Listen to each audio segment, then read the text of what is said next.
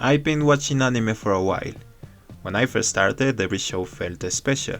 There was always something interesting in these little shows, and due to the fact that anime was new to me, those first 20 or so series were all masterpieces in my eyes, no matter what the serious reviews said online.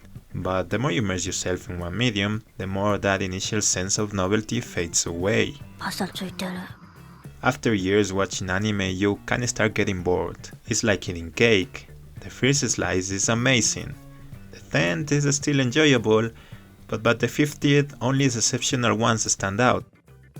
Over time, your brain unconsciously categorizes what was brilliant and what was bland. Shows that might captivate a newcomer just pass you by without a second glance.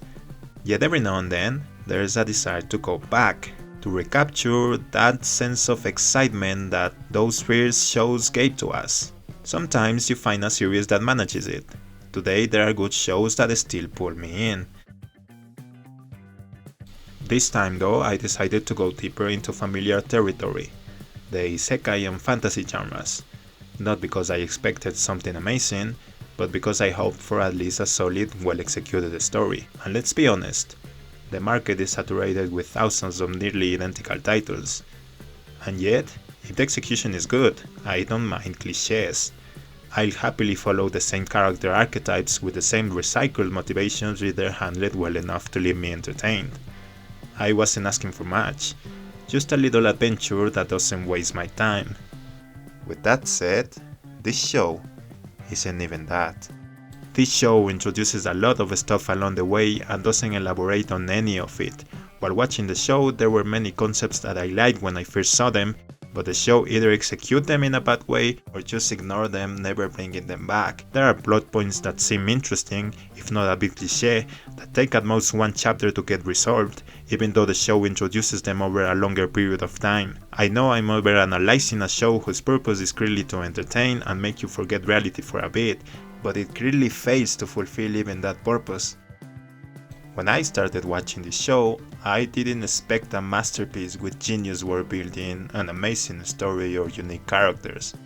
I just wanted a generic show to kill some time, the same as when you crave some fast food. It's not going to be an amazing experience, but you know what you're going to be served. Overall, mediocre food that still satisfies your craving. Unfortunately, this time, I didn't even want to finish my food. This show is one of the few that made me want to drop it halfway through. The only show so far that somehow gets worse and more boring with each episode. Okay, I gotta tell you what this show is about first, so stick with me for a while. Here we go. Our story starts with a flashback. A group of heroes or adventurers seal away a dungeon, and they state that unless the Demon King is defeated, the dungeon will unseal and consume the world. Then we get an exciting battle between the errant parry Thunderpike and some generic monsters. Here you start to see how this world works, classes, spells, and all that stuff. The thing that actually caught my attention though was that this fight was being streamed live. People outside were literally watching their favorite adventurers slay monsters. Anyway, our main protagonist decides to leave the party because they don't pay him enough, and nobody in the group seems to consider the fact that he is clearly the protagonist. After that, he instantly starts looking for a new party, and of course a new harem. He ends up joining a group of 3 girls who used to be his students. We get a quick look at how his old party is doing without him, and then we see him solo a monster that's way above the level of that area. Apparently an overflow is happening, something that's making monsters leave their dungeons. The leader of Thunderpike realizes his mistake, blaming the support, and tries to get him back. Doesn't work obviously. Time passes, and without any proper development or even a meaningful time skip, the new party is suddenly granted access to a top dungeon where they have to run an investigation. There they bump into Thunderpike again, get into a fight that somehow turns into a lesson about racism, and the antagonist gets reminded that all elves matter by the guildmaster. For some reason, Thunderpike is still allowed to keep doing missions despite the accusations. And of course, they go after the protagonist again. Something bad happens, they manage to escape thanks to the blonde girl, who naturally gets left behind. Of course, they have to go back and rescue her because, well, we can lose a potential new addition to the harem. They run into Simon again. yeah, that's his name, and make him pay for his actions with an eternity of pain. Our protagonist doesn't seem too bothered by that, even though he used to be friends with Simon. After completing the mission, they gain some status and are assigned to explore a new dungeon that appears in a kingdom called Duna. The exploration doesn't even last one episode before they stumble into some strange space inside the dungeon, and that's basically where we stay for the rest of the show. They fight against a king or something, discover that the stone the king was using was actually Simon all along, and somehow make it out. Nothing interesting happens for almost 5 episodes. Then, out of nowhere, the seal mentioned at the start of the show begins to break, so they head to the top dungeon to close it. They defeat what seems to be the Demon King. The protagonist's uncle dies. Yo guys, it's me, Charlie. Hey, did that guy just turn into sand? Yeah, what was that? And then they live happily ever after. Yeah, this show has a lot of issues.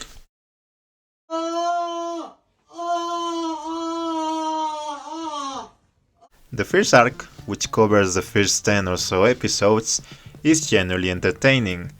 Something we've already seen in 1,000 different shows, but still entertaining in the end. The introduction of concepts like overflow or stampede makes you wonder if they're going to become major threats later on, especially since the show has 24 episodes. But after that first arc, the show starts slowing down, and with each new episode, it gets worse. The rest of the series, apart from the last few episodes, feels like pure bait. It constantly teases that something interesting is about to happen, a new kingdom, a new dungeon to explore, but the protagonist keeps running into things that distract him from the actual adventure. I remember the show being labeled under the adventure genre, but that's a lie.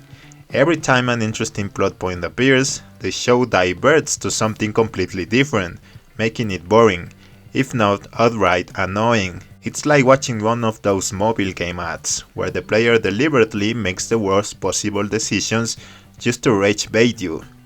This brings me to the second issue, wasted potential. In the first episode, we're introduced to a world where adventurers livestream their missions. They have fanbases, sponsorships, and all that good stuff. Our heroes broadcast what they're doing whenever they can, but for no reason at all.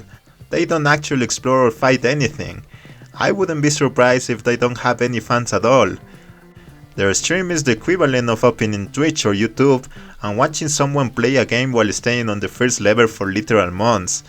I would have loved to see a show where they actually livestream the exploration of a new dungeon, discovering new levels, monsters, and bosses each episode. They could earn better weapons and armor through donations from fans and sponsorships.